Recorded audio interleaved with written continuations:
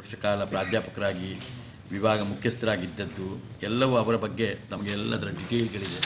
ಅವರು ಈ ಸಲ ನಮ್ಮ ಆಳ್ವಾಸ್ ನುಡಿಸಿರಿಯನ್ನು ಉದ್ಘಾಟನೆ ಮಾಡಲಿಕ್ಕೆ ಬರುವುದು ನನಗೆ ಬಹಳ ಸಂತೋಷವನ್ನು ಕೊಟ್ಟಿದೆ.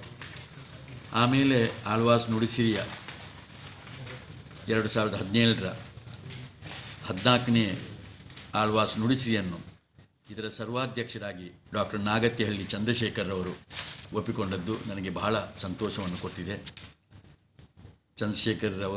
ನಾಗತಿಹಳ್ಳಿ ಚಂದ್ರಶೇಖರರು